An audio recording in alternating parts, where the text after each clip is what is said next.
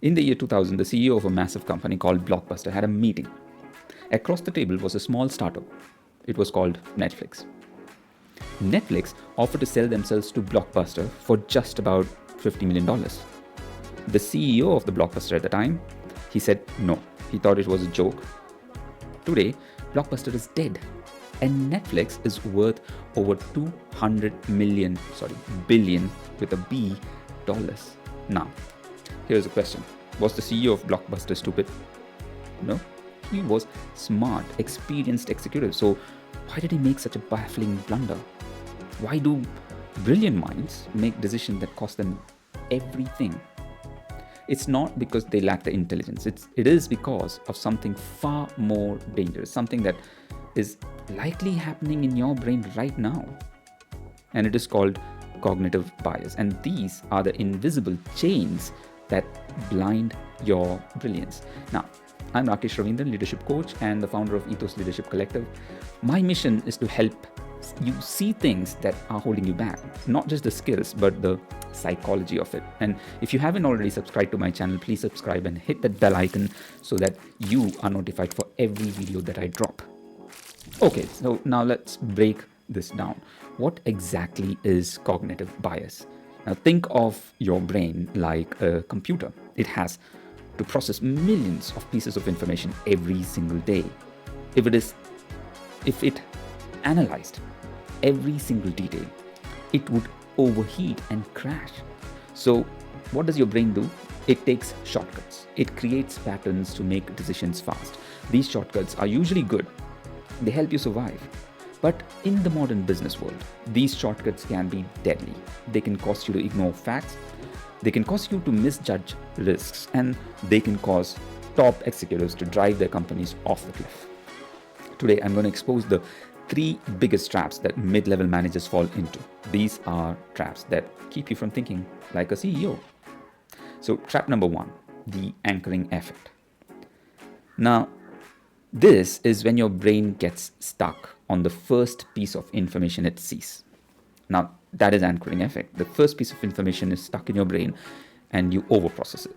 Let me give you an example. If I walk into a store and see a shirt for $500 and I feel like that is worth $500, that is crazy expensive. But then right next to it, just besides it, I see a shirt for $100. Suddenly, the $100 shirt looks cheap. Now, $100 is not cheap. It's still $100. But because my brain was anchored to the $500 price in the beginning, the $100 in comparison feels like a deal. Now, how does this destroy your career? Say, for example, the simple thing, salary negotiation in a company that you're already working for, right? I see so many managers make these mistakes. They walk into a review meeting and they are nervous. So they let their boss speak first. And I'm not saying you need to barge in and sort of cast and speak over your boss. But let's just take this example, right? And I'm making this up. The boss says, we have a budget of, say, 5% increase in hikes. Boom. The anchor is dropped. Now the entire conversation is stuck around the 5%. And if you ask for, say, 7%, you feel like you're asking for the moon. But if you had walked in and dropped the anchor first, if you had said, based on my market value, I'm looking at about 20% adjustment. Now, 20% becomes the anchor. Even if they negotiate you down to, say, 15%, you have won. So never let someone else set the anchor for your worth. Now, I know some of you might be thinking in negotiation, you have heard that you should never reveal your cards first. You shouldn't be the first one to quote a price. Now, that is true. It works when you are moving into a new organization, getting into an offer, you're negotiating an offer. At that time, when they have no clue what you are really worth, right? They don't know what you're going to ask. There is no benchmark.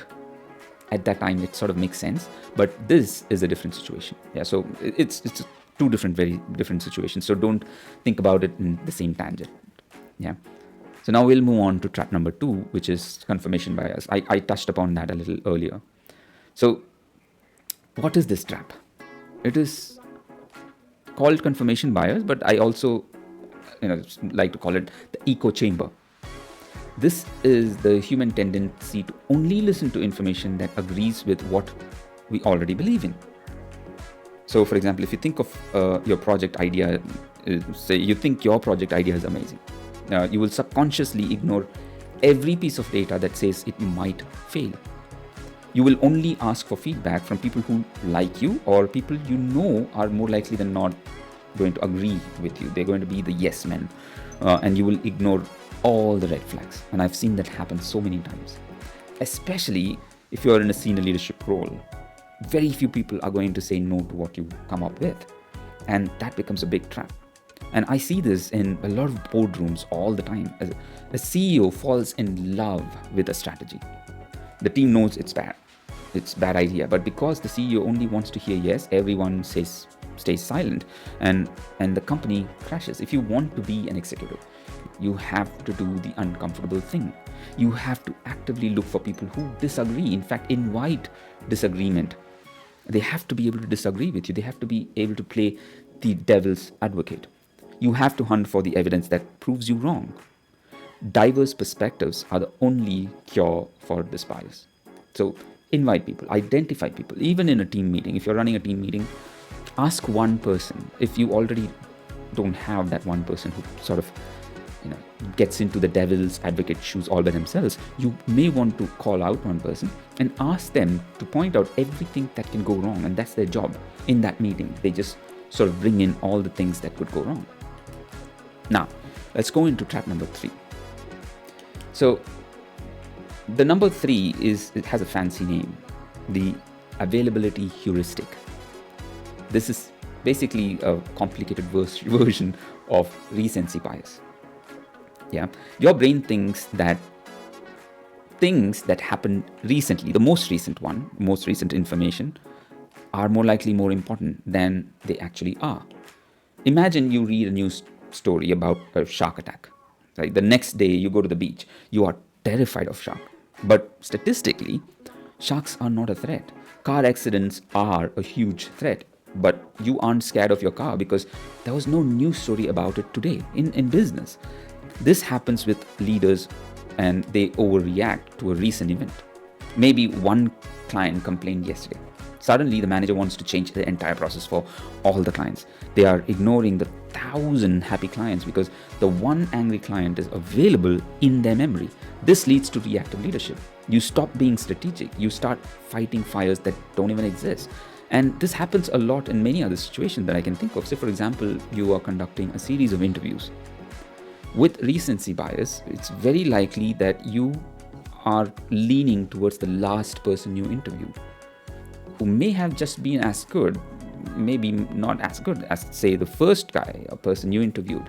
But because you have this information that is memory in you that sort of gives you checks all of the boxes, or maybe checks most of the boxes, you start to lean towards that person as your candidate.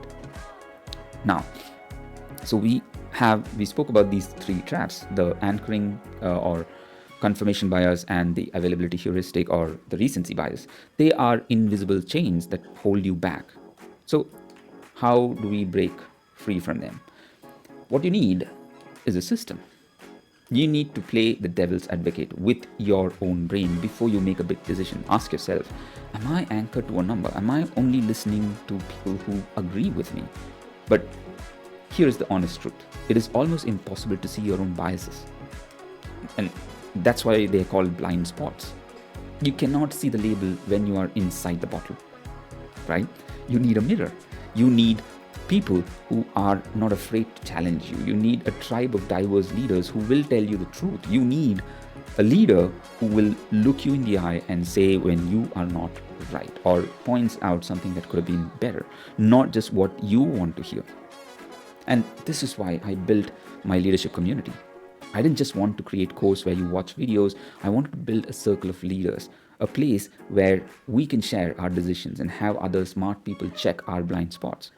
Now, we are a community of like-minded leaders who are scaling in our own organizations, and that's the aim. We all are there to scale in our organization, but more importantly, we are growing as human beings. We help each other see the invisible chains. And if you really want to make sharper decisions, if you want to stop being just a manager who reacts and starts being an executive who thinks, you need to be in this room.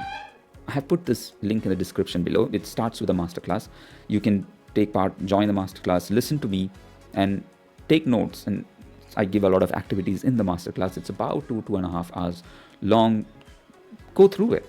See if it is something that you vibe with, is something that goes with what you hold as your principle. And it is an invitation to join us. Come in and bring your challenges and let's solve them together in that community. I'm Rakesh Ravindran. Go lead with clarity, and I hope I'll see you in the masterclass. Thank